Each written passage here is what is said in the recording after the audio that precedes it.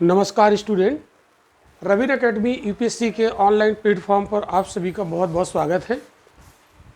हम लोग यहाँ पर पढ़ रहे थे इंडियन पॉलिटी में प्रेसिडेंट, यानी जो हमारी संघ की कार्यपालिका है उसके अंतर्गत हम लोग बात कर रहे हैं प्रेसिडेंट। और प्रेसिडेंट पर अभी तक हमने 2 लेक्चर यहाँ पर कंप्लीट किए हैं। टॉपिक थोड़ा सा बड़ा है, इसलिए इसको हम कई पार्ट में कवर करने वाले हैं। ओके, तो आज के सेशन में हम लोग पढ़ने वाले हैं राष्ट्रपति की जो चुनाव संबंधी जो प्रक्रिया है और इसकी काउंटिंग कैसे होती है, ये चीज़ हम लोग यहाँ पर अच्छे से समझने वाले हैं, क्योंकि ये टॉपिक हमारा बुक में अगर हम पढ़ते हैं तो क्लियर नहीं होता है। ज़्यादातर बच्चों में ये प्रॉब्लम रहती है। तो सबसे पहले हम आपको बता दें, जो प्रीवियस लेक्चर हम लोगों ने इसका कवर किया था, सेकंड लेक्चर, तो उसमें कुछ बच्चों को थोड़ी सी कन्फ्यूज़न है, तो उसको हम यहाँ पर थोड़ा सा आपको बता देते हैं। जैसे हमने आपको बताया था कि भारत में चुनाव ज़्यादातर डायरेक्ट होते हैं, ठीक है। जैसे विधानसभा का चुनाव है, लोकसभा का चुनाव है, पंचायतों में जो चुनाव होते हैं मेंबर्स के, या जो म्यूनिसिपैलिटीज़ होती हैं, नगर निगम, इनके जो मेंबर्स होते हैं इनका चुनाव डायरेक्ट होता है। मतलब हर 18 साल का भारतीय नागरिक जिसका वोटर लिस्ट में नाम है वो वोट करेगा डायरेक्ट, ठीक है। लेकिन इस डायरेक्ट जो सिस्टम है इसकी कुछ खामियां हैं, और उन खामियों की वजह से राष्ट्रपति का चुनाव इनडायरेक्ट कराया गया। हमारे जो संविधान निर्माता थे उन्होंने इनडायरेक्ट इसको प्रेफर किया। तो केवल यही एक वजह नहीं है कि डायरेक्ट इलेक्शन की खामियां हैं इसलिए इनडायरेक्ट किया गया, वजह और भी है, ठीक है। लेकिन उनमें से एक वजह ये भी है। तो सबसे पहले हम लोग डायरेक्ट इलेक्शन की खामियां समझते हैं। जैसे मान लो हमने आपको बताया था कोई विधानसभा है, सपोज दैट, एक एग्जाम्पल लेते हैं, ठीक है। तो यहाँ पर समझने वाले हैं कि डायरेक्ट इलेक्शन की खामियां क्या हैं, और उन खामियों की वजह से राष्ट्रपति का इलेक्शन इनडायरेक्ट कराया गया। उनमें से एक कारण ये है। तो देखो, जैसे मान लो कोई विधानसभा है और इसका चुनाव होना है। मान लो यहाँ विधानसभा में टोटल जो मत संख्या है वो ऐसा हम एग्जाम्पल ले सकते हैं कि 1 लाख वोटर्स हैं। मतलब एक वोटर और एक वोट है ना, बराबर था। तो हम चाहे कहें 1 लाख वोट हैं, चाहे कहें 1 लाख वोटर हैं, बात एक ही है, ठीक है। तो मान लो 1 लाख यहाँ पर किसी विधानसभा में वोटर्स, ठीक है, जिनमें से जब कोई चुनाव हुआ इनमें से 60 लाख वोटर्स ने वोट दिया, यानी 60 लाख नहीं, सॉरी 60,000, इसको 60K लिख दे रहे हैं। 60,000 वोटर्स ने मतदान किया। इसका मतलब है कि 40,000 तो ऐसे हैं जिसने किसी को वोट ही नहीं दिया, मतलब डालने ही नहीं गए, तो वो तो अपने इस अधिकार से वंचित हो गए, ठीक है। और मान लो कि यहाँ पर 10 कैंडिडेट चुनाव में खड़े हुए। कैंडिडेट्स कितने? 10। विभिन्न पार्टियों ने अपने 10 कैंडिडेट चुनाव में उतार दिए। इनमें से एक कैंडिडेट को, मान लो वो ए है, ए कैंडिडेट को 10,000 वोट मिल गए, 10,000 वोट प्राप्त हुए, ठीक है। और बाकी जो 9 बचे, 9 कैंडिडेट, यानी 9 को 60,000 लोगों ने मतदान किया, 10,000 ए को मिल गए, बचे कितने? 50,000। और वो 50,000 9 में बट जाएंगे, तो 10 जो कैंडिडेट होंगे, 10 प्रत्याशियों में 50,000 बट गए।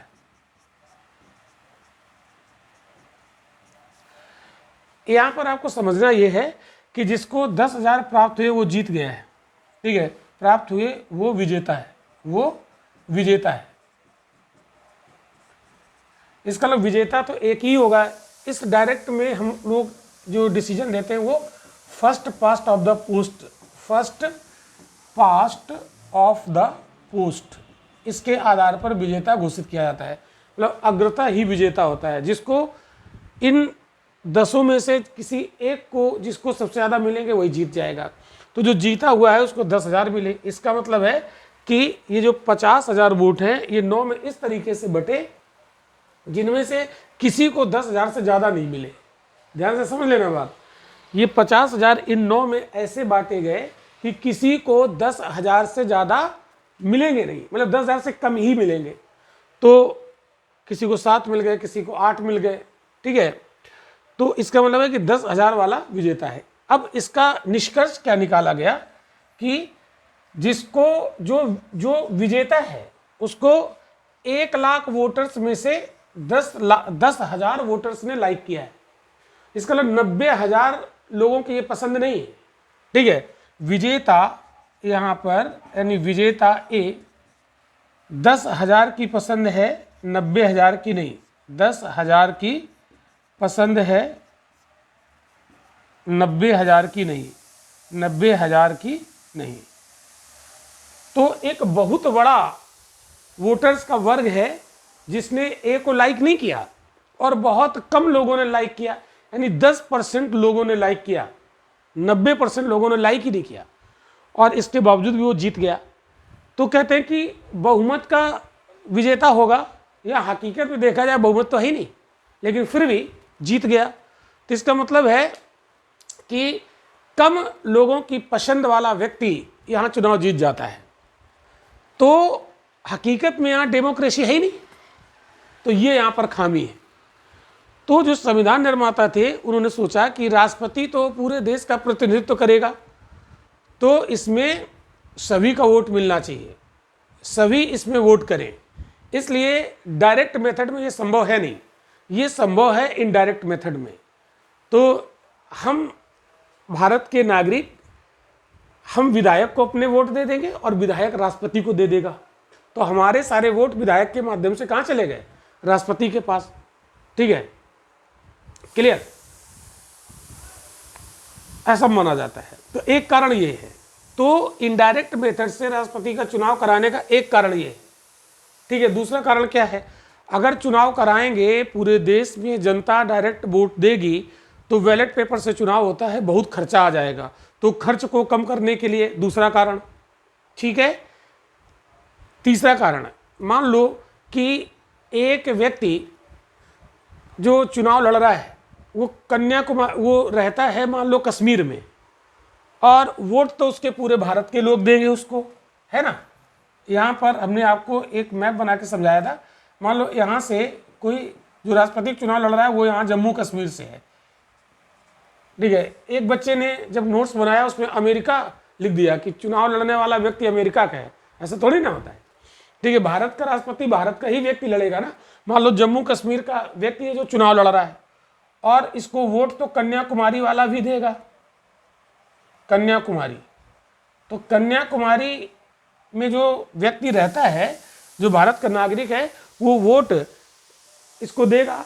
जो जम्मू कश्मीर से रहने वाला जो व्यक्ति है वो राष्ट्रपति का चुनाव लड़ रहा है, बहुत ध्यान से समझना। तो क्या कन्याकुमारी का व्यक्ति इसको जानता होगा? नहीं जानता होगा। और याद करो, जब 26 जनवरी 1950 को संविधान लागू हुआ था तो उस दौर में तो सोशल मीडिया भी नहीं था। तो कन्याकुमारी और जम्मू कश्मीर के बीच बहुत बड़ा डिफरेंस है, दूरी है, और हम एक दूसरे को जानते ही नहीं हैं। तो जब हम जिसको जानते ही नहीं तो उसको हम वोट कैसे दें? हाँ, आज मान लो सोशल मीडिया का दौर है, तो आज मुर्मू जी जब चुनाव जीती तो हम जान गए सब लोग कि हाँ मुर्मू ऐसी हैं, उनके बारे में हमें पता चल गया। लेकिन उस जमाने को याद करो ना, आज के 40-50 साल पहले की बात, तब तो हम नहीं जान रहे ना। तो इतना बड़ा भारत, एक कोने में बैठा व्यक्ति चुनाव लड़ रहा है, दूसरे कोने का वोटर उसको वोट दे कैसे? क्योंकि वो तो जानता ही नहीं कि कौन, सिर्फ नाम सुनेगा जीवन में पहली बार। तो ये तो सही मायने में लोकतंत्र नहीं हुआ।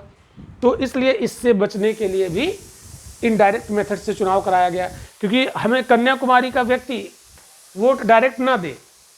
कन्याकुमारी से जो यहाँ पे जो विधायक होंगे, उनको सांसद होंगे, उनको इन्होंने वोट दे दिया, तो ये अपने क्षेत्र के विधायक और सांसद को तो जानता है ना, इसको इसने वोट दिया, और ये सांसद इनके वोट, तो यहाँ का जो सांसद और विधायक होगा, ठीक है, सांसद अथवा विधायक, इसको कन्याकुमारी के जो लोग हैं यानी केरला, ठीक है, इन्होंने इसको वोट दिया।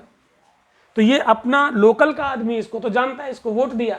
और इसने वोट पहुंचा दिया जम्मू कश्मीर से जो राष्ट्रपति का चुनाव लड़ रहा है, उत्तर भारत से राष्ट्रपति का चुनाव लड़ रहा है। क्यों? क्योंकि ये सांसद विधायक तो इनको जानते होंगे, है ना।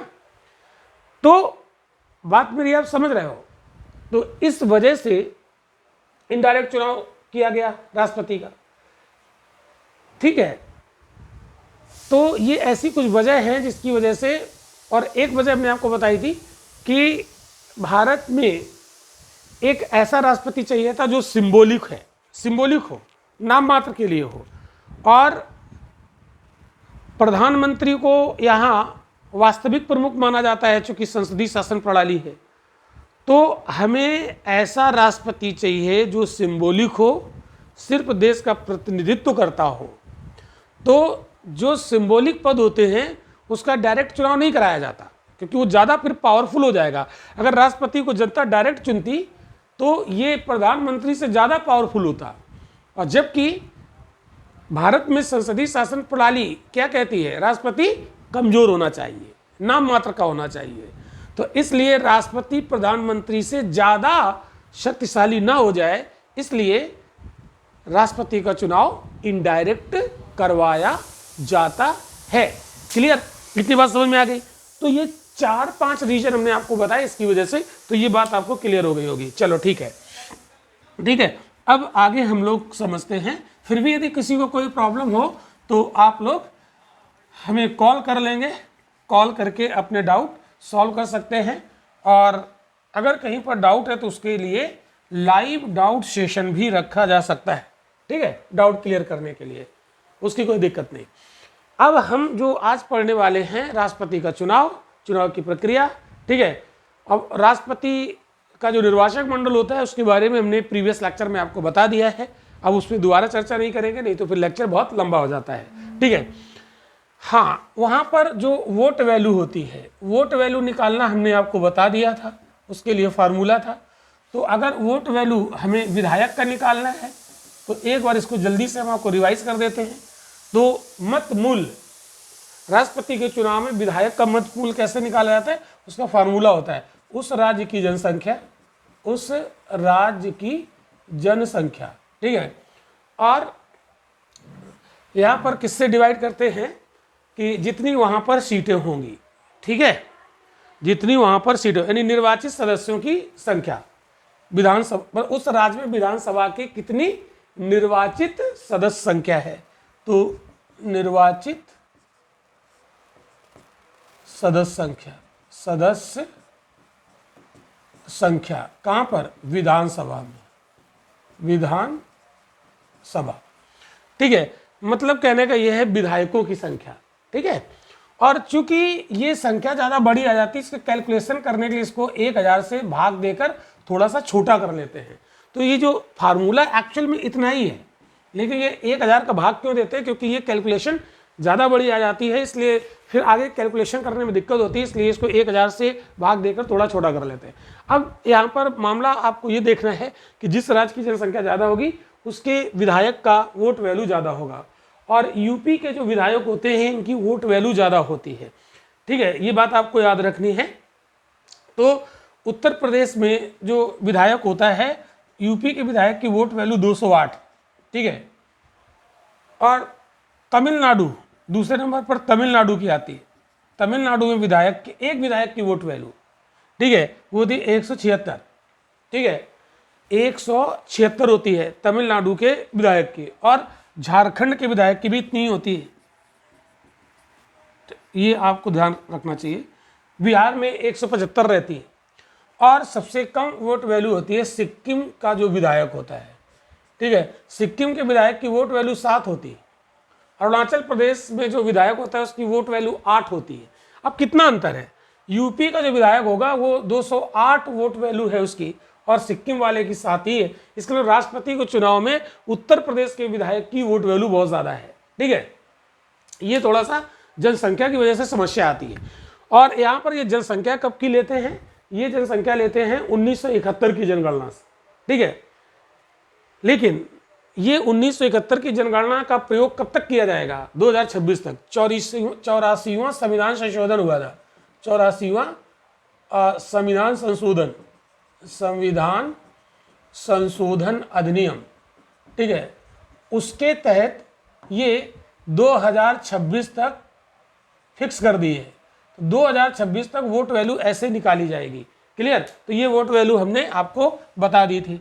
अब किसी सांसद का वोट वैल्यू कैसे निकाला जाएगा, तो एक सांसद की वोट वैल्यू कैसे निकलती है, इसका भी फार्मूला आपको बता दिया था। तो vote value of MPs, vote value of MPs, member of parliament. तो इसको कैसे निकालते हैं, तो सभी राज्यों के सभी निर्वाचित एमएलए के मतों का मूल्य, ठीक है, सभी राज्यों के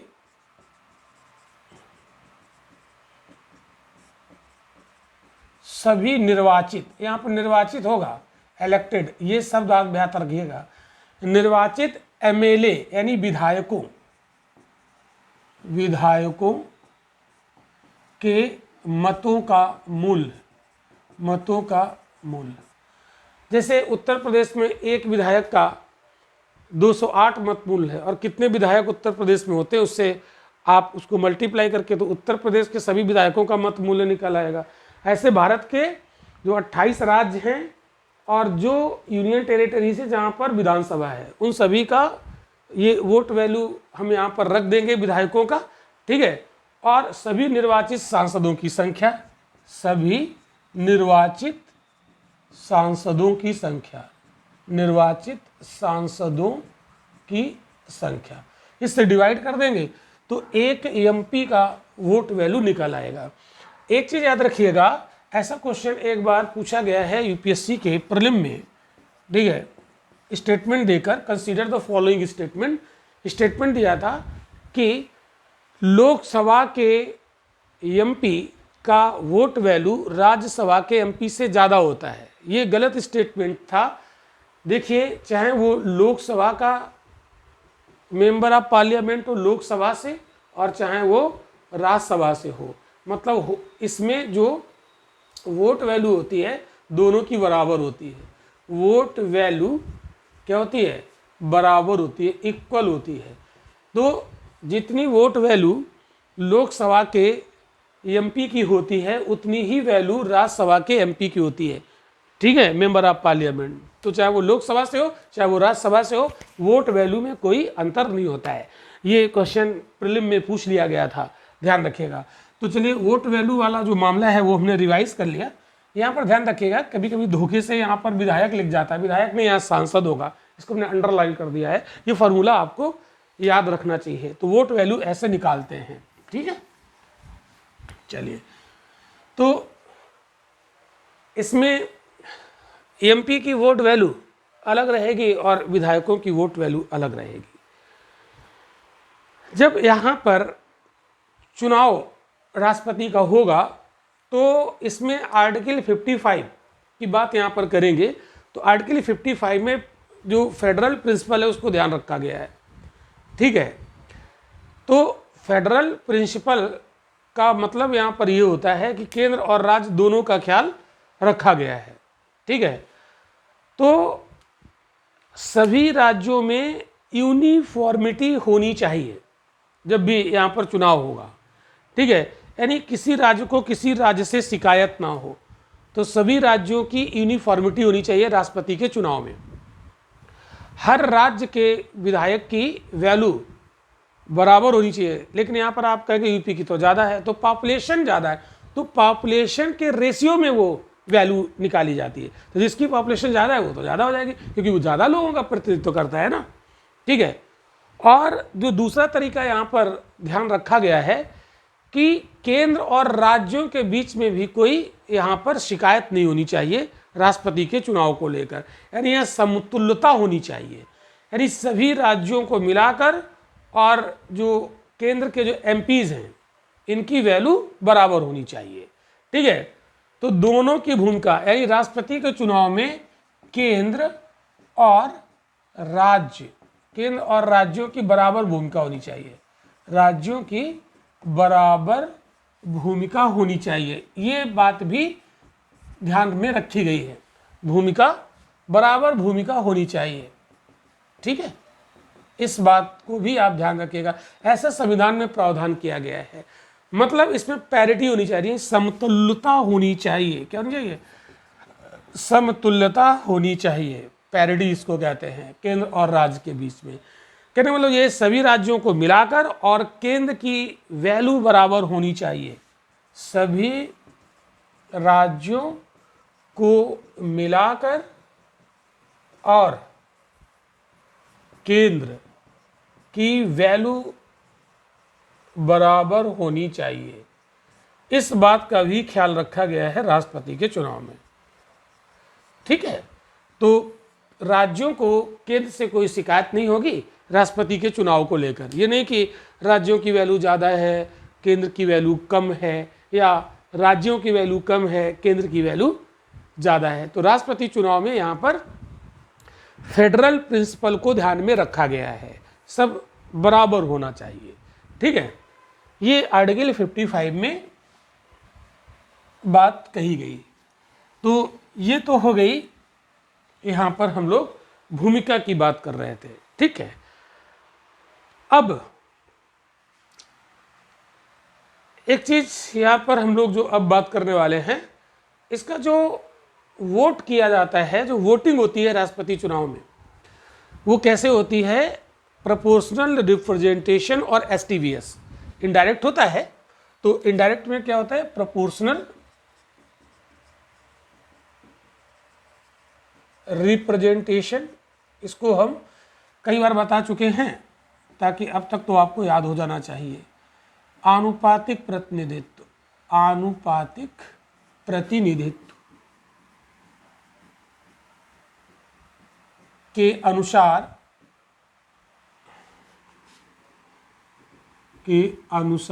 एसटीवीएस, सिंगल ट्रांसफरेबल वोट सिस्टम। ठीक है, तो ये एक्चुअल में इनडायरेक्ट मेथड है, ये इनडायरेक्ट मेथड है। ठीक है, तो डायरेक्ट मेथड में first past of the post method अग्रता ही विजेता होता है। यहाँ पर अग्रता विजेता नहीं होगा, यहाँ पर एक कोटा निर्धारित करना होता है। उस कोटा को अगर कोई पूरा करेगा तभी वो चुनाव जीतेगा, अदरवाइज भले ही वो सबसे आगे हो, लेकिन यदि उसने कोटा पूरा नहीं किया है तो फिर वो विजयी घोषित नहीं किया जाएगा। तो कोटा वो मिनिमम संख्या होती है जो जीतने वाला प्राप्त करता है। ठीक है, और जिसने कोटा प्राप्त नहीं किया वो हार गया। ठीक है, ये बात आप गौर से समझिएगा। अब इस चीज को हम समझने के लिए अभी और चीजें आगे बढ़ते हैं। ठीक है, तो जैसे हमने आपको बताया था एसटीवीएस, तो सिंगल वोट तो सिंगल होगा, लेकिन वो ट्रांसफर होगा आगे। इसको हम लोग अभी समझेंगे कि वोट एक होगा और वो ट्रांसफर कैसे होगा। ठीक है, एकल हस्तांतरणी या स्थानांतरणी या संक्रमणी मत पद्धति। ठीक है, तो आनुपातिक प्रतिनिधित्व के अनुसार एकल संक्रमणी मत पद्धति के द्वारा राष्ट्रपति का चुनाव होता है। तो इस प्रक्रिया को आज हम लोग यहाँ पर समझने वाले हैं। ठीक है, अच्छा, इसमें जो प्रोपोर्शनल रिप्रेजेंटेशन है, इसका मतलब क्या है? तो जो आनुपातिक प्रतिनिधित्व है, इसका साधारण सा मतलब है, इसका जो अभिप्राय है वो होता है preference voting. Preference voting, preference voting. ठीक है, मतलब किसको हम प्रीफर करेंगे, अभी इसका मीनिंग हम समझा रहे हैं, अभी और एग्जाम्पल लेकर समझाते हैं। ठीक है, तो किसको हम वरीयता देंगे? वरीयता के क्रम में मतदान करना, इसको क्या कहते हैं? वरीयता के क्रम में मतदान करना, ये इसका मतलब है। इस मतलब को और अच्छे से भी हम आपको समझा रहे हैं, एक उदाहरण अभी उठाएंगे। ठीक है, और एसटीवीएस का अभिप्राय क्या होता है? एक वोट जो कि हस्तांतरणी होता है, हस्तांतरणी होता है। इसका मतलब ये है। तो दो बातें हैं यहां पर, ठीक है, ये दो बातें हैं। इसको हम थोड़ा सा टाइम देकर आपको समझाएंगे, थोड़ा वक्त लग जाएगा, कोई बात नहीं, लेकिन एक बार आप इसको समझ लेंगे तो परफेक्ट हो जाएंगे। तो जैसे मान लो A B C D 4 candidate है, तो हो सकता है कि किसी ने वोट दिया ए को, वोट दिया ए को, लेकिन बाद में ट्रांसफर होकर वो बी के पास चला गया। ये क्या हो गया? स्थानांतरण हो गया। आप कहेंगे सर ये कैसे हो जाएगा, ये तो समझ में नहीं आया। अभी आएगा। स्थानांतरण हो सकता है बाद में वो इसके पास ट्रांसफर हो जाए, तो स्थानांतरण यहाँ हो जाए, स्थानांतरण यहाँ हो जाए। तो ए को दिया गया वोट, किसी एक विधायक ने ए को वोट दिया और बाद में वो यहाँ से ट्रांसफर होकर बी में चला गया, बी से ट्रांसफर होकर हो सकता है सी में चला गया। तो हमने दिया था वोट ए को और वो लास्ट में ट्रांसफर होकर पहुंच कहाँ गया? सी के पास। इसी को कहते हैं एसटीवीएस, एक वोट, वोट एक ही रहेगा, जो कि हस्तांतरणी होता है। ये राष्ट्रपति के चुनाव की एक बहुत बड़ी विशेषता है, ठीक है। इतनी बात जो अभी हमने समझाई है, इतना समझ में आया, और अब इसी बात को हम एक उदाहरण से प्रूव करेंगे, ठीक है। तो सबसे पहले तो हम आपको बता दें कोटा क्या होता है।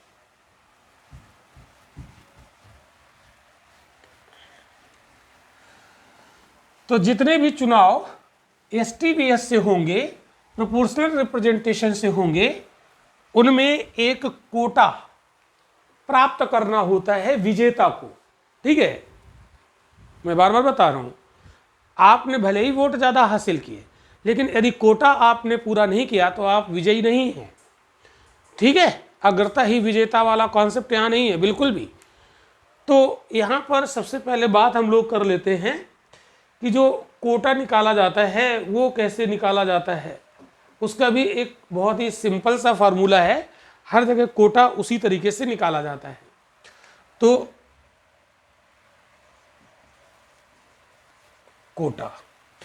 कोटा निकालने का फार्मूला मैं यहाँ पर लिख रहा हूँ और इसको मैं समझा देता हूँ।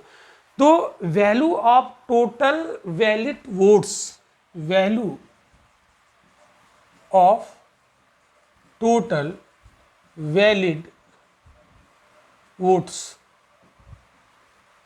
ठीक है। तो राष्ट्रपति के चुनाव में टोटल वैल्यू, जो वैलिड वोट्स है उसकी टोटल वैल्यू कितनी होती है?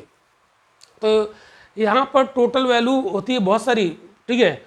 एक बड़ी संख्या आपको दिखेगी 10,98,882। ये कितनी होती है? 10,98,882 इतनी होती है।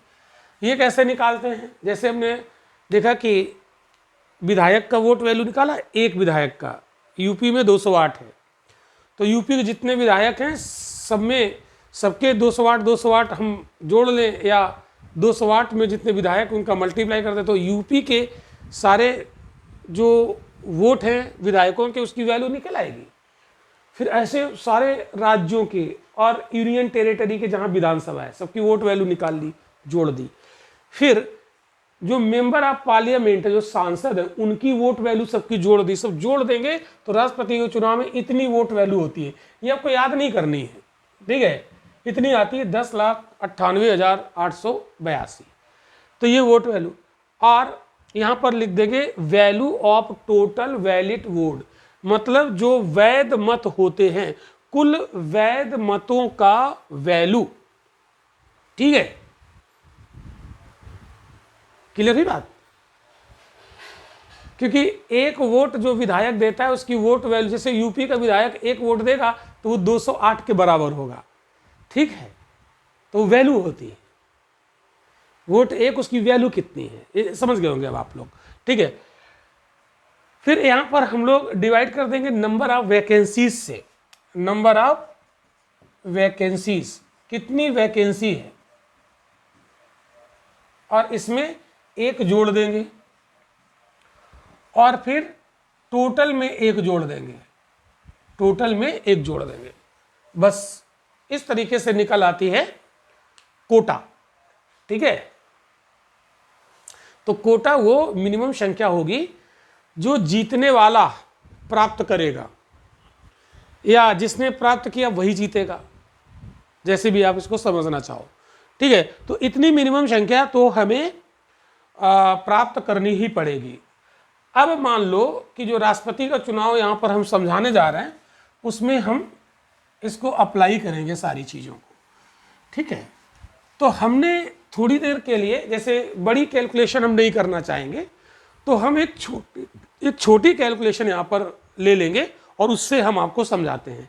जैसे मान लो कि टोटल वैल्यू जो वैलिड वोट है उसकी 100 मान लिया हमने। जैसे मैथमेटिक्स हम सॉल्व नहीं करते कि माना ये संख्या 100 है, तो वैसे ही मान लेते हैं। वो 10,98,882 है एक्चुअल में, उसको लेके कैलकुलेशन करेंगे तो कैलकुलेशन बहुत बड़ी हो जाएगी, तो हम यहाँ समझने में फिर कुछ समस्या आ सकती है।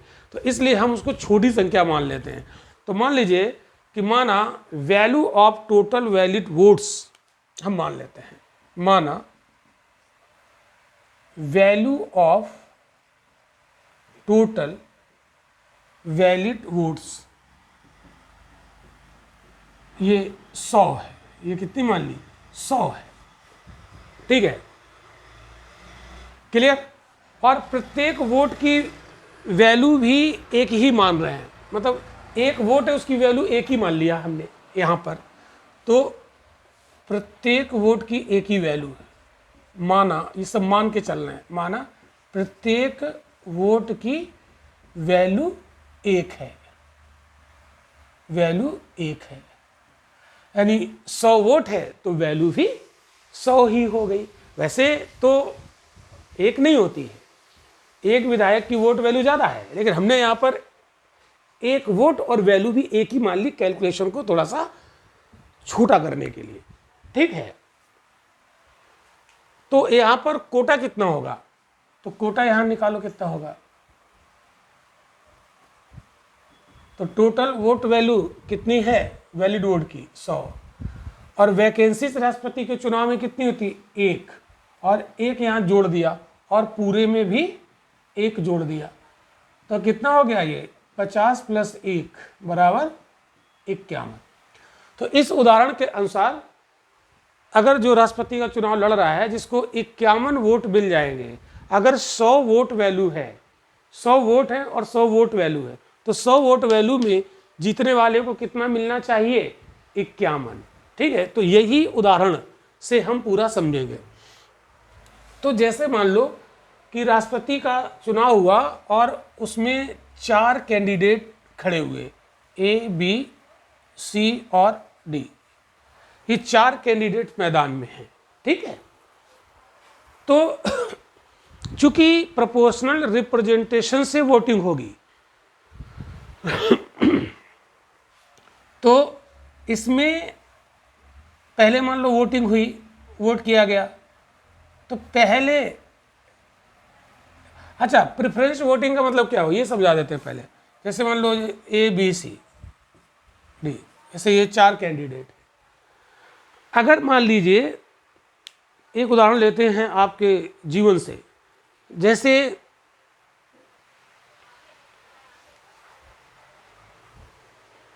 आपका, जैसे मान लो IAS का प्रिपरेशन करते हैं, ठीक है, और जब मेंस आप देने जाएंगे तो मेंस देने के पहले आपको एक फॉर्म भरना होता है। उस फॉर्म में आपको प्रेफरेंस देनी होती है। ठीक है, आपको प्रेफरेंस देनी होती है। जैसे भारत के 28 राज्य हैं और यूनियन टेरिटरी, तो उसमें आपको ये प्रेफरेंस भरना पड़ता है कि अगर हमारा सिलेक्शन हुआ तो हम पहले किस राज्य को प्रेफर करेंगे, किस राज्य में नौकरी करना चाहेंगे। तो बहुत लोगों की पसंद होगी कि हमें यूपी मिले, तो यूपी को हम पहली प्राथमिकता देंगे। ठीक है, हमारे पास 28, 8 इतने हैं, तो 28, 8 कितने हो गए? 36। तो 36 ऑप्शन है। अगर आपसे कहा जाए कि इस 36 ऑप्शन में आपको छोड़ना एक भी नहीं है, भरना सभी है, तो आप किस राज्य में नौकरी करना सबसे ज़्यादा पसंद करेंगे? तो आपने कहा यूपी मिल जाएगा तो ज़्यादा सही रहेगा। फिर अगर यूपी ना मिला तो कहेंगे एमपी मिल जाए। कहते हैं एमपी ना मिला तो छत्तीसगढ़ मिल जाए, छत्तीसगढ़ ना मिला तो बिहार मिल जाए, बिहार ना मिला तो झारखंड मिल जाए। और लास्ट में सबसे लास्ट में आते आते हम उस राज्य को प्रेफरेंस देंगे सबसे लास्ट में जो सबसे हमारे लिए घटिया होगा। मान लीजिए अंडमान निकोबार, अंडमान निकोबार। तो कहते कि अगर हमें 36 में 35 राज्य नहीं मिले तो हम लास्ट में अंडमान निकोबार भी चले जाएंगे, क्योंकि बेरोजगारी बहुत ज़्यादा है। ठीक है, तो प्रेफरेंस यहाँ पर भरवाई जाती है। ठीक है, छोड़ना किसी को नहीं है। कुछ लोग कहेंगे कि हमारी पहली प्राथमिकता जम्मू कश्मीर है, वहाँ हिमालय के दर्शन करेंगे। कुछ लोग कहेंगे हमारी पहली प्राथमिकता उत्तराखंड है। सबकी अलग अलग प्राथमिकता होगी ना। तो बस राष्ट्रपति का चुनाव ऐसे ही होगा। या कहो तो एक एग्जाम्पल और दे देते हैं। जैसे मान लो आपके माता पिता के पास एक ऑफर आया, आपकी शादी होनी है, और 4 जीवन साथी, 4 फोटोज आए। ठीक है, आपके पास तो आपसे कहा जाए कि इसमें से आप किससे शादी करना पसंद करोगे? तो आपने कहा कि अगर ए से शादी हो जाएगी तो हम ज़्यादा सही रहेगा, तो आप इसको पहली प्राथमिकता दे दोगे। आपने तो प्राथमिकता दे दी, लेकिन ए से भी तो पूछना पड़ेगा। मान लो ए ने कहा कि हम नहीं करेंगे, तो फिर आप क्या बिना शादी करोगे? नहीं। तब कहोगे कि अगर ए नहीं किया तो हम सी से कर लेंगे, तो सी दूसरी प्राथमिकता हो गई। फिर क्या, अगर सी ने नहीं किया, मना कर दिया, तो हम बी से कर लेंगे, तो बी को हम तीसरी प्राथमिकता दे देंगे। अब क्या, अगर बी ने भी मना कर दिया तब तो कहते तब जीवन साथी तो चुनना ही है, तो लास्ट में हम इसको चुन लेंगे। ठीक है, तो ये 4th प्राथमिकता हो जाएगी। तो आपकी पहली चॉइस क्या हो जाएगी? तो ऑप्शन यहाँ पर जितने कैंडिडेट होंगे सभी को प्राथमिकता के आधार पर वोट देने होंगे। कहने का मतलब ये है। चलिए अब आगे की कहानी हम शुरू करते हैं। समझ गए होंगे तो प्राथमिकता के अनुसार वोट करना क्या मतलब होता है। अब देखो, जैसे मान लो कि कितने वोटर हैं? 100 वोटर हैं। ठीक है, अब 100 वोटर में मतलब विधायक भी होंगे, एमपी भी होंगे, सब होंगे। ठीक है, राष्ट्रपति के जो निर्वाचक मंडल के सदस्य होंगे वो माना हमने 100 ही है, और 100 ही वोट वैल्यू है। एक वोट और एक वैल्यू मान लिया हमने, जैसा कि हमारे पास होता है। हम जो आम नागरिक होते हैं, एक वोट एक वैल्यू, तो यहाँ भी हमने वैसे ही मान लिया कि एक वोट एक वैल्यू, और 100 लोग हैं निर्वाचक मंडल में तो 100 ही उनकी वैल्यू है। अब इसमें जब वोट दिए गए तो इसमें 40 लोगों ने, 100 में से 40 लोगों ने ए को प्राथमिकता दी। ठीक है, पहली प्राथमिकता, फर्स्ट प्रायोरिटी। ठीक है, इसका मतलब है कि 40 लोगों ने ए को पहली प्राथमिकता दी, लेकिन इन 40 में से दूसरी प्राथमिकता किसको देंगे? या तो बी को देंगे, या तो सी को दे देंगे, या तो डी को देंगे। ठीक है, बहुत ध्यान से समझना, सारा कैलकुलेशन, पूरी मैथमेटिक्स यहाँ लगेगी। दूसरा, इसमें बी को पहली प्राथमिकता दे दी 30 लोगों ने, तो 40 30 70 हो गए, बचे 30। इसमें सी को प्राथमिकता दी 20 लोगों ने, 20 वोटर्स ने पहली प्राथमिकता। यहाँ पर हम लिख दे रहे हैं फर्स्ट, अभी फर्स्ट प्रायोरिटी चल रही है, अभी सेकंड वाली बात हमने नहीं की। अब 40 30 70 80 90 हो गए, अब बचे 10, तो 10 वोटर ने पहली प्राथमिकता किसको दे दी? डी को। तो ये प्रथम प्राथमिकता है। अब ये बात आपको यहाँ पर समझनी ये पड़ेगी कि 40 इन 100 में से 40 ने पहली प्राथमिकता ए को दी, तो जाहिर सी बात है दूसरी प्राथमिकता या तो वो बी को देंगे, या तो सी को देंगे, या तो डी को देंगे। ठीक है, एक तो मतलब हुआ। इसी प्रकार जैसे बी को 30 वोटर्स ने पहली प्राथमिकता दी, तो दूसरी प्राथमिकता ये किसको देंगे? भाई बी को तो पहली प्राथमिकता दे चुके, तो बचे कौन, ए, सी और डी। तो दूसरी प्राथमिकता ये किसको देंगे, या तो 30 लोग दूसरी प्राथमिकता या तो ए को देंगे, या तो सी को देंगे, या तो डी को देंगे। ठीक है, ऐसे अगर हम लोग डी की बात करें तो 10 लोग ऐसे थे जिन्होंने डी को फर्स्ट प्राथमिकता दी, फर्स्ट प्रायोरिटी दी। तो ये 10 लोग अगर फर्स्ट प्रायोरिटी डी को दे चुके तो सेकंड किसको देंगे, या तो सी को देंगे, या तो बी को देंगे, या तो ए को देंगे। क्लियर बात। लेकिन अभी हमने केवल यहाँ पर फर्स्ट प्राथमिकता को देखा। अब इसकी होगी काउंटिंग, समझना ध्यान से। अब इसकी होगी वोटों की काउंटिंग। इसको कहेंगे फर्स्ट राउंड की काउंटिंग। क्या कहेंगे, फर्स्ट राउंड की काउंटिंग।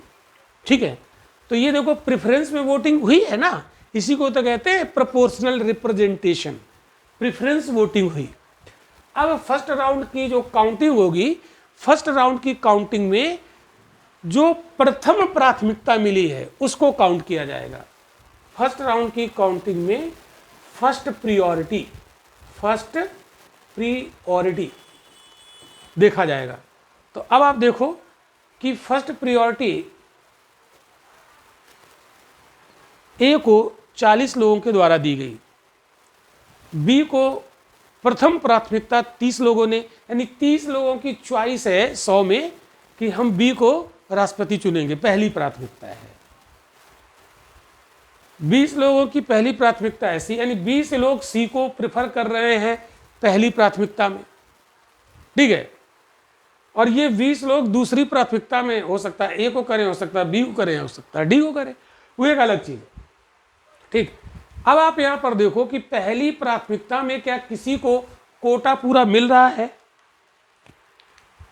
कोटा तो 51 का है ना, तो किसी को कोटा 51 किसी को नहीं मिला। तो पहली राउंड में जो पहली प्राथमिकता है उसमें अगर किसी को 51 मिल जाती तो वो जीत जाता, क्योंकि कोटा मिल जाता। यहां पर ज्यादा तो ए को मिले हैं। अगर यही first past of the post method होता, अग्रता ही विजेता है, तो ए जीत गया होता। लेकिन चूंकि यहाँ पर कोटा हासिल कर रहा है, तो कोटा तो किसी को नहीं मिला। इसका मतलब है कि फर्स्ट राउंड की वोटिंग में चुनाव क्लियर नहीं हुआ। तो अब हम यहाँ पर सेकेंड राउंड में आएंगे। अब यहाँ पर थोड़ा सा हल्का सा कॉम्प्लिकेटेड होगा। तो फर्स्ट राउंड में ये चुनाव क्लियर नहीं हुआ। हालांकि भारत में ज़्यादातर फर्स्ट राउंड में ही चुनाव क्लियर हो जाता है। केवल एक बार वीवी गिरी जब राष्ट्रपति का चुनाव लड़े थे, जब जीते थे, तब सेकेंड राउंड की काउंटिंग हुई थी। थर्ड राउंड में तो अभी हम कभी पहुंचे ही नहीं हैं। तो फर्स्ट राउंड में ही क्लियर हो जाता है ज़्यादातर, केवल एक बार सेकेंड राउंड की। लेकिन हमें यहाँ पर समझना है।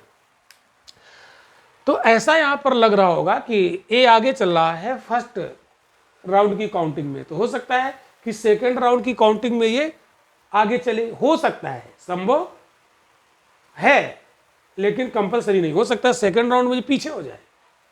तो अभी आपको लगेगा कि शायद ए जीतेगा, हो सकता है बी जीत जाए, हो सकता है सी जीत जाए। ठीक है, तो हम ये कह नहीं सकते हैं कि कौन जीतेगा। हाँ, संभावनाएं तो हमें एक ही दिख रही, क्योंकि ज्यादा प्रायोरिटी इसी को मिली है, पहली प्राथमिकता ए को ही मिली है। ठीक है, लेकिन गारंटी नहीं है कि आगे वाले राउंड में यही आगे हो। ठीक है, ये बहुत बड़ी विषय। अब देखो, अब हम आएंगे सेकेंड राउंड में। तो यहां पर आते हैं सेकेंड, इसको धैर्य से समझ लीजिए। ठीक है, 10 मिनट 15 मिनट लगेंगे, समझ में आ जाएगा पूरा। ठीक,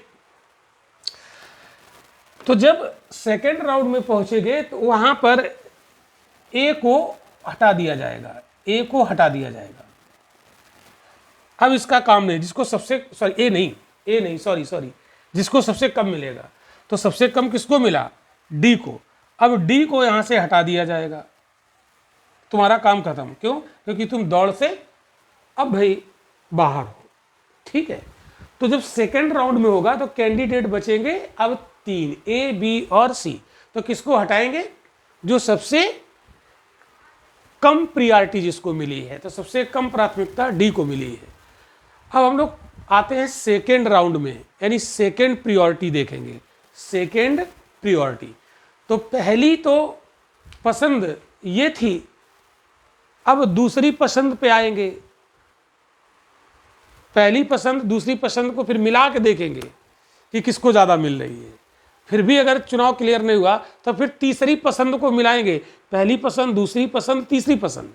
तो देखो इसमें ऐसे होता है, पहली पसंद अगर कोटा को पूरा करती है तो चुनाव जीत जाएगा, और पहली पसंद जब कोटा पूरा नहीं कर रही, इसका चुनाव नहीं क्लियर हुआ, तो फिर इसमें प्लस दूसरी पसंद कितने लोगों की ये दूसरी पसंद है, और अभी भी कोटा नहीं पूरा हुआ तो फिर तीसरी पसंद भी देखेंगे, तीसरी पसंद।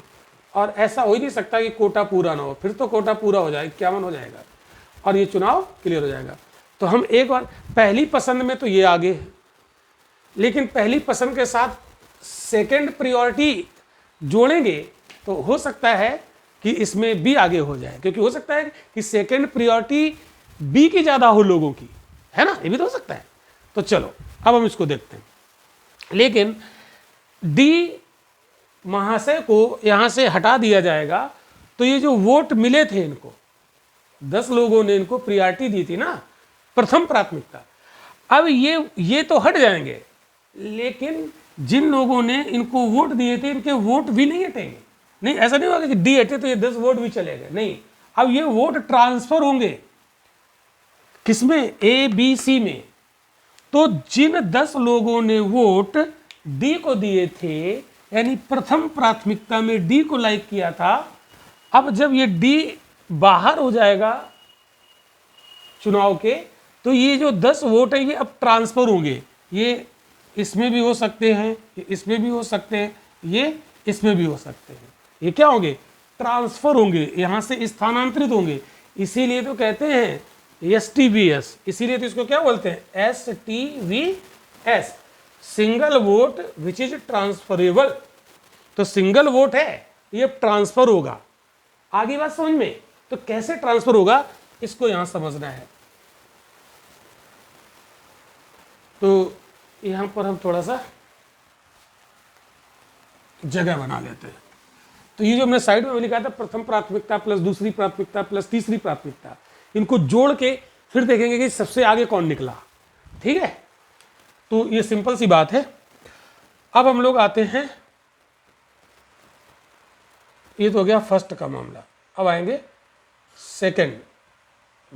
तो अब यहां पर कैंडिडेट ए रहेगा, कैंडिडेट बी रहेगा, कैंडिडेट सी रहेगा। अब डी नहीं होंगे, डी का स्थान खाली, ठीक है। और पहले राउंड के यहां पर 40 तो थे ही इनके पास 30 थे। ये 30 लोगों की प्रथम चॉइस थी बी, और 20 लोगों की प्रथम चॉइस थी सी, ठीक है। और जो 10 लोगों की प्रथम चॉइस थी डी, वो तो हट गया। अब ये 10 वोट ट्रांसफर होंगे, ठीक है। तो ये 10 वोट ट्रांसफर करने के लिए हम यहाँ पर साइड में एक जगह बना लेते हैं। तो याद रखिए कोटा यहाँ पर 51 है, ठीक है, कोटा। अब इस पे हम लोग सेकेंड राउंड में यहां समझते हैं, यहां पर बना है ताकि पूरा एक ही जगह आ जाए। सेकेंड राउंड, तो सेकेंड राउंड में डी के जो 10 वोट होंगे ये ट्रांसफर करने पड़ेंगे, किसको, या तो सी को, या तो बी को, या तो डी, इन सभी में, ठीक है।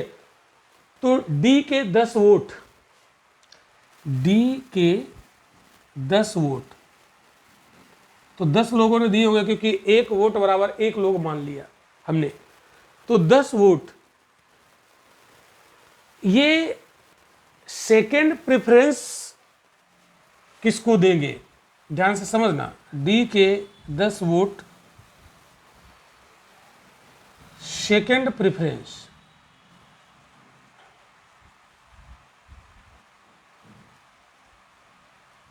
देंगे किसको। अब ध्यान से समझो, ये 10 लोग ऐसे थे, ये 10 लोग ऐसे थे जिन्होंने पहली प्राथमिकता तो डी को दे दी, तो दूसरी प्राथमिकता ये किसको देंगे, या तो ए को देंगे, या तो बी को देंगे, या तो सी को देंगे। फिर ध्यान से समझो, 10 लोग ऐसे थे, इन 100 में 10 लोग ऐसे थे जिन्होंने डी को पहली प्राथमिकता दी। अब इनसे कहा गया भाई अगर डी न जीता तो तुम किसको जिताना चाहोगे? तो इसमें सेकंड प्राथमिकता ये 10 लोग या तो ए को देंगे, या तो बी को देंगे, या तो सी को देंगे। अब इन 10 में से हो सकता है कि 5 ए को दे दें, 2 इसको दे दें और 3 इसको दे दें। सेकंड प्राथमिकता ए भी तो हो सकता है, ठीक है। तो ये लोग प्राथमिकता किसको देंगे भाई? सेकंड प्रेफरेंस किसको देंगे? ये 10 लोग या तो ए को देंगे, या तो बी को देंगे, या तो सी को देंगे। क्लियर बात? ठीक है। मान लो इन 10 में से एक ऐसा वोटर था जिसने ए को सेकंड प्राथमिकता दी, ए को। इन 10 में से एक ऐसा वोटर था जिसने कहा कि अगर डी राष्ट्रपति नहीं बनता तो हमारी दूसरी चॉइस है, हम ए को चुनेंगे, ठीक है। और 7 ऐसे लोग हैं जिन्होंने कहा कि हम सेकंड चॉइस मेरी बी है। तो 7 एक 8 हो गए, बचे 2 10 में। अब 2 बचे, वो कहते हैं सेकंड चॉइस मेरी सी है। क्लियर? तो ये 10 लोगों ने फर्स्ट प्रेफरेंस डी को दी थी।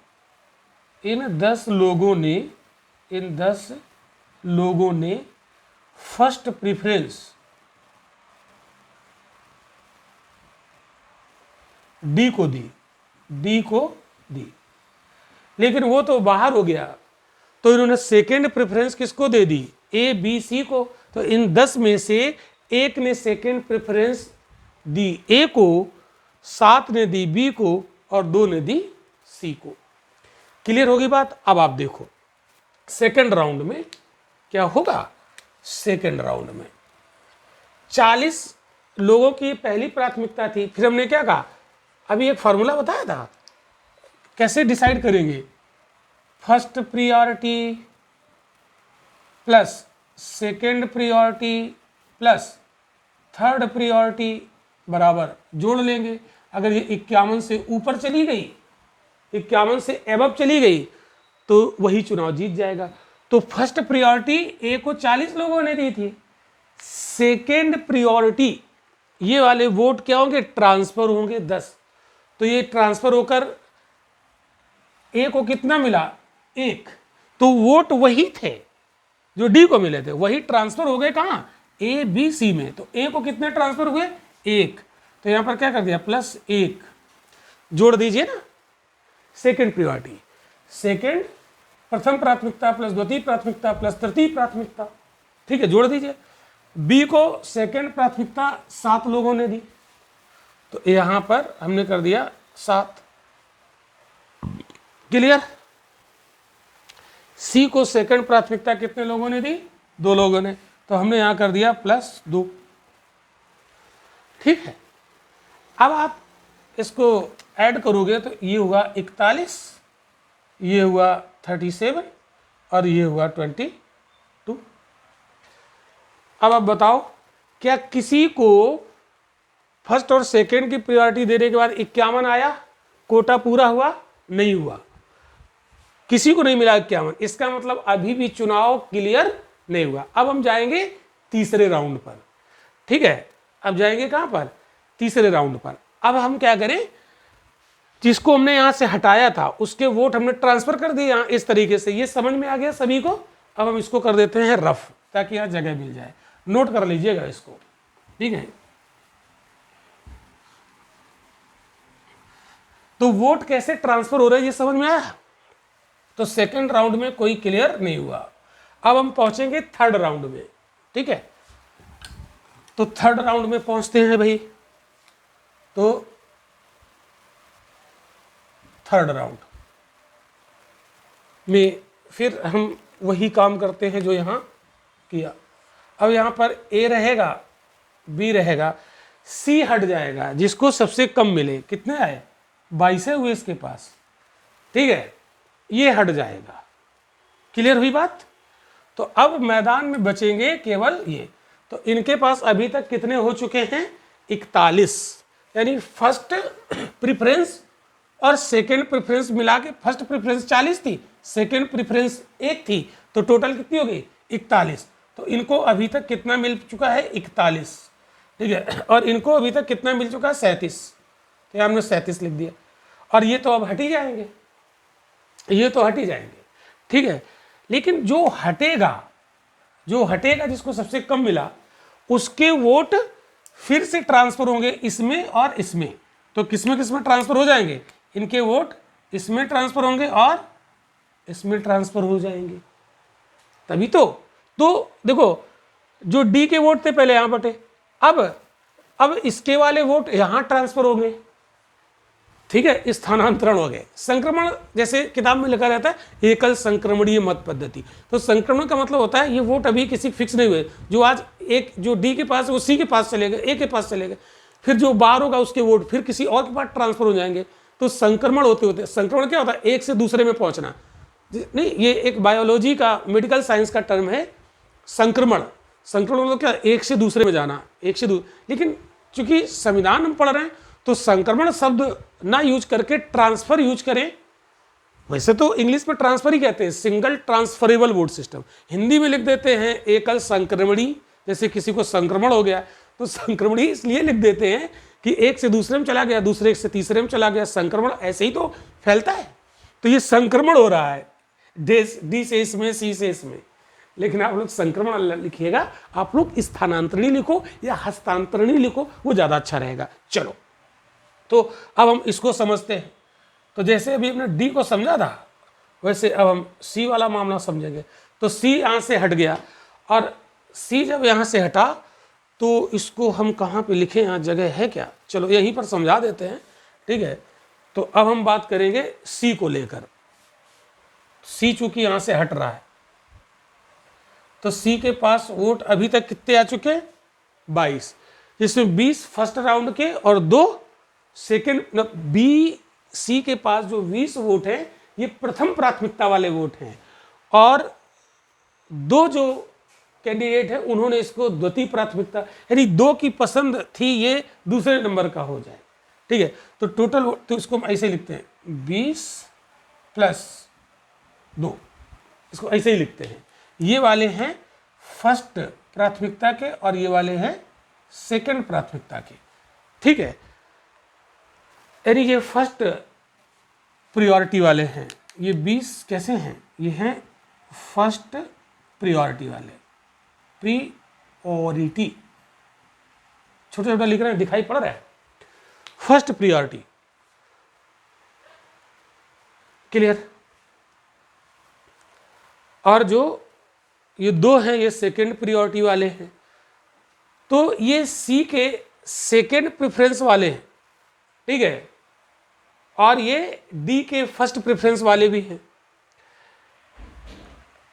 मेरी बात आप समझे, देखो इन 10 में से 2, ये जो डी के 10 थे ना प्रथम प्राथमिकता वाले, उनमें से 2 चले गए सी के सेकंड प्राथमिकता वाले हो गए। इन्हीं में से तो 2 निकल के आए थे, 2 यहाँ चले गए थे, है ना, और 7 बी के पास चले गए थे और 1 ए के पास चले गए थे। तो इन 10 में से 2 लोग ऐसे हैं जिन्होंने सी को सेकेंड प्रायोरिटी दी, और इन्हीं दोनों ने डी को प्रथम प्रायोरिटी दी थी। तो इतनी बात समझ में, यहां पर हम लिख देते हैं, यहां पर हम लिख देते हैं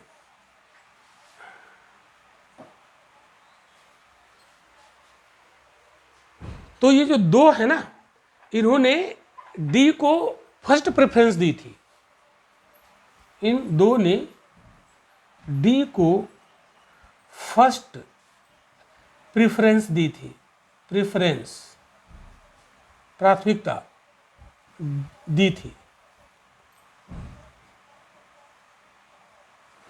ठीक है, फर्स्ट प्राथमिकता दी थी, ओके। और इन्हीं 2 ने सी को सेकंड प्राथमिकता दी है, ठीक है।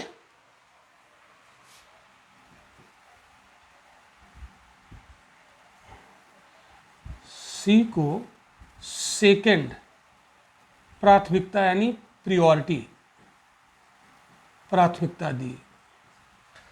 इतनी बात क्लियर हो गई, यहां तक कोई दिक्कत, मतलब ये वोट वही हैं इन दो ने सेकंड प्राथमिकता सी को दी थी, लेकिन इन्हीं दो ने डी को पहली प्राथमिकता दी है। ये मैंने यहां पर क्लियर कर दिया।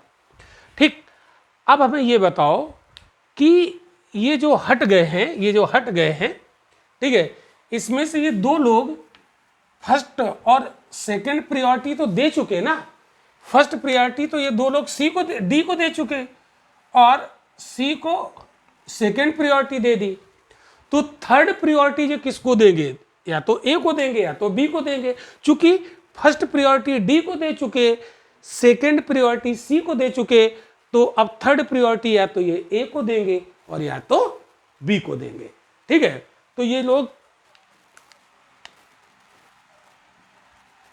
थर्ड प्राथमिकता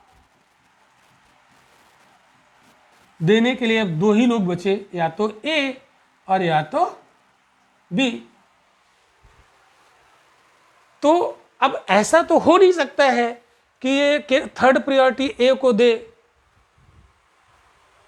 बी को ना दे। तो हो सकता है कि एक ने ए को दे दी थर्ड प्रायोरिटी और एक ने दे दी बी को थर्ड प्रायोरिटी। थे तो दो ही लोग। क्लियर बात? तो ये दो तो हो गए। अब ये 20 का भी तो हिसाब करना है, क्योंकि हमें सी हटाना है तो पूरे 2200 हट जाएंगे ना। तो 2200 हट के ये डिस्ट्रीब्यूट होंगे इनमें। ठीक है, तो हमने दो तो यहां पर देख लिए। अब हम लोग इन 20 का हिसाब भी करेंगे। तो 20 का हिसाब करने के लिए यहां पर हम ऐसे बनाते हैं। ठीक है, 20 का यहां पर हम हिसाब कर देते हैं। तो ये फर्स्ट प्रेफरेंस तो दे चुके हैं ये 20 लोग, किसको? सी को। तो जो सी को फर्स्ट प्रेफरेंस दे चुके थे 20 लोग, ये 20 लोग बहुत ध्यान से समझना, ये 20 लोग सी को फर्स्ट प्रेफरेंस दे चुके थे। तो सेकंड प्रेफरेंस जो किसको देंगे? या तो देंगे ए को, या तो देंगे बी को, और या तो देंगे डी को। क्लियर? हाँ या ना? ये 20 लोग फर्स्ट प्रेफरेंस प्रायोरिटी दे चुके थे सी को। तो सेकंड प्रायोरिटी किसको देंगे? जब सी को दे ही चुके तो सेकंड प्रायोरिटी या तो ए को देंगे, या तो बी को देंगे, या तो डी को देंगे। बहुत कंसंट्रेट होकर समझना, तभी समझ में आएगा। तो इनकी थर्ड प्रायोरिटी यहां पर देख लो, सॉरी सेकंड प्रायोरिटी, सेकंड प्राथमिकता। ये ऐसे ही स्ट्रक्चर आप बना लीजिएगा। ठीक है, ये किसको देंगे भाई? या तो ए को, या तो बी को, और या तो डी को। क्योंकि सी को तो पहली प्राथमिकता दे ही चुके।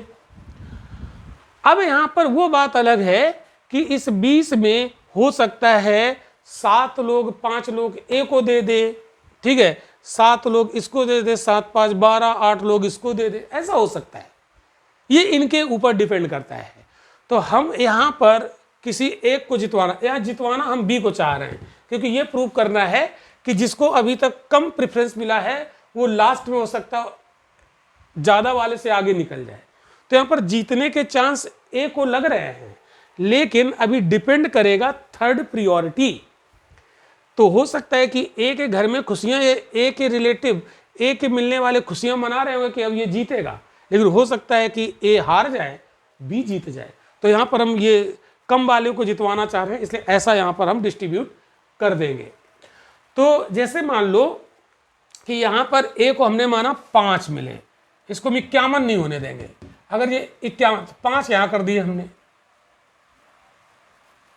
यानी इन 20 में जो 20 लोग थे सी को पहली प्राथमिकता दिए, इन 20 में से 5 लोग ऐसे हैं जो ए को सेकेंड प्रायोरिटी देंगे, सेकेंड प्रायोरिटी देंगे। ठीक है, चलो अब हम ऐसा कुछ बता रहे हैं कि अगर हम बी को यहां पर 12 दे दे, कितने वोट दे दे, मतलब ये 12 लोग इसको सेकंड प्राथमिकता दे दिए बी को, तो 12 5 17 हो गए, तो 3 बचे, तो 3 ने इसको सेकंड प्रायोरिटी दे दी। ठीक, बात समझ में आ गई? तो ये तो हो गया मामला यहां पर सी का। ठीक, एक चीज यहां पर आपको और देखनी पड़ेगी,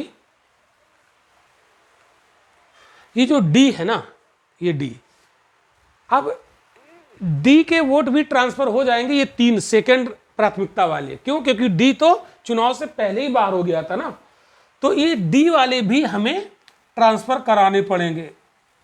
ये दिख रहा है आप लोगों को? एक मिनट, फ्रेम में आ रहा है कैमरे के? बाहर तो नहीं हो रहा है? ओके, आ रहा है, ठीक है। चलो, तो स्टूडेंट, मेरे प्यारे बच्चों, आप ये देखो कि जो डी है, इसको सेकेंड प्राथमिकता 3 लोगों से मिली है, और ये चूंकि गणना से बाहर हो चुका है, तो इसके सेकेंड प्राथमिकता वाले जो 3 वोट हैं वो भी ट्रांसफर होंगे। अब यहां पर हमें देखना है ये है कि वो ट्रांसफर कहां होंगे, किसको ट्रांसफर होंगे। तो अब आप देखो कि ये जो 3 लोग हैं, ये फर्स्ट प्रायोरिटी सी को दे चुके हैं, देख रहे हो? ये इन्हीं 20 में से 3 हैं, इन्हीं 20 में से ही तो ये 3 हैं, जो कि ये 5, 12 और 3 मिला के सी को पहली चॉइस दे चुके हैं ना।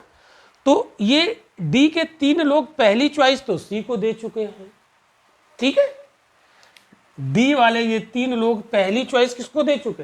सी को, और दूसरी चॉइस ये डी को दे चुके 3 लोग।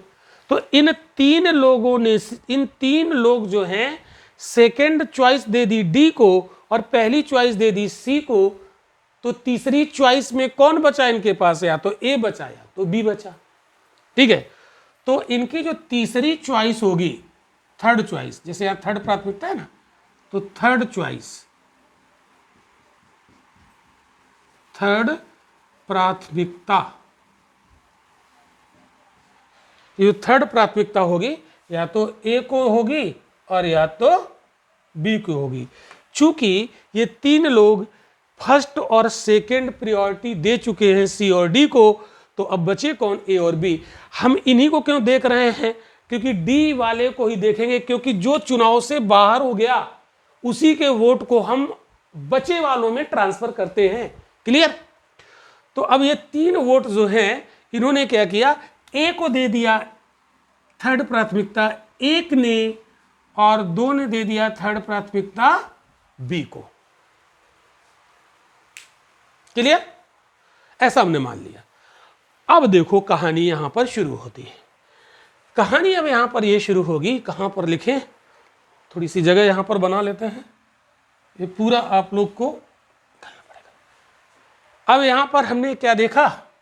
यहां पर हम क्या करेंगे भाई? कैसे निकालेंगे? फर्स्ट प्राथमिकता प्लस द्वितीय प्राथमिकता प्लस तृतीय। द्वितीय प्राथमिकता तक तो ये फर्स्ट प्राथमिकता में 40 मिले, द्वितीय प्राथमिकता में 1 मिले, यानी फर्स्ट और सेकंड प्राथमिकता में ए को 41 मिले। तो तृतीय प्राथमिकता यहां पर जोड़नी पड़ेगी, थर्ड प्राथमिकता। बी को प्रथम और द्वितीय प्राथमिकता में 37 मिले, 37 मिले, तो तीसरी प्राथमिकता यहां पर हमें ऐड कर देनी पड़ेगी, थर्ड प्राथमिकता। थोड़ा सा बोर्ड हमारा छोटा है और टॉपिक था बड़ा, ठीक है। अब हमें यहां पर देखो गिनना पड़ेगा, है ए के थर्ड प्राथमिकता वाले ढूंढ लो। थर्ड प्राथमिकता वाले ए को, एक तो थर्ड प्राथमिकता ये मिला 1, ठीक है, और थर्ड प्राथमिकता में 1 ये मिला 2, ठीक है। तो यहां पर हमने इसमें 2 जोड़ दिए, ठीक है, 1 और देखो यहां पर ए को सेकेंड प्राथमिकता, तो वो फर्स्ट प्राथमिकता सेकेंड प्राथमिकता यहां जोड़ी थी, लेकिन सेकेंड प्राथमिकता का वोट अभी 5 ये और है ना, ये तो कितने हो गए? थर्ड प्राथमिकता में 1, 1, 2 और सेकेंड प्राथमिकता के 5 अभी ये बचे, तो 5, 6, 7। तो ए को यहां पर और कितने मिले? 5 + 1 + 1। क्लियर? अब बी को यहां पर देखो, थर्ड प्राथमिकता वाले बी के देखो कहां कहां दिख रहे हैं। एक तो ये दिख रहा है तीसरी प्राथमिकता वाला, तो यहां पर हमने +1 कर दिया, ठीक है। तीसरी प्राथमिकता में यहां 2 ये दिख रहा है, तो प्लस हमने 2 कर दिए। और देखो बी के सेकंड प्राथमिकता वाले ये 12 दिख रहे हैं, तो प्लस हमने 12 कर दिया। ठीक है, अब जोड़ो जरा, ये 41, 42, 43, 43, 5, 48, तो ए को तीसरे राउंड में कितने मिल गए? 48। तो फाइनल इसको कितने मिले? 48। ठीक है, और इसको कितने मिले? 37, 38, 39, 40, 10, 50, कितने? 37, 38, 39, 40, 40, 10, 50, 2, 52, कितने मिल गए? 52। ठीक है, 52 मिले। तो कोटा किसने पूरा किया, ए ने कि बी ने? तो कोटा था 51 का और बी को मिले तीसरे राउंड में 52, और इस तरीके से यहां पर राष्ट्रपति का चुनाव विजयी हो गया, फाइनल हो गया। तो इस समय राष्ट्रपति कौन बन गया? इस मतगणना में राष्ट्रपति बना बी, तो बी बन गया राष्ट्रपति। ठीक है, तो ये तीसरे राउंड में चुनाव क्लियर हुआ। तो अब मैं ये बताओ, ये जो काउंटिंग है किस तरीके से करते हैं, ये समझ में आया कि नहीं? इसको बहुत ध्यान से समझना और लेक्चर को रिपीट करके 3-4 बार देखना, तो ये आपको बहुत बेहतरीन तरीके से समझ में आ जाएगा, और एक बार समझ में आ गया तो जीवन में कभी भूलोगे नहीं।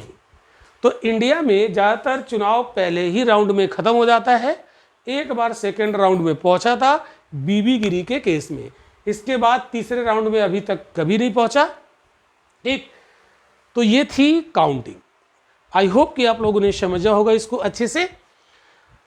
अब एक चीज़ मैं आपको यहाँ पर बताना चाहता हूँ कि जो लोग हमारे मिशन आईएएस से जुड़ना चाहते हैं, मिशन आईएएस, तो जो हमारा मिशन आईएएस है ये हमने शुरू किया है, एक हमने ग्रुप बनाया है, और इस ग्रुप में हमारा टारगेट है 100 स्टूडेंट का, 100 स्टूडेंट का, और इसमें हम तैयारी करा रहे हैं फ्री।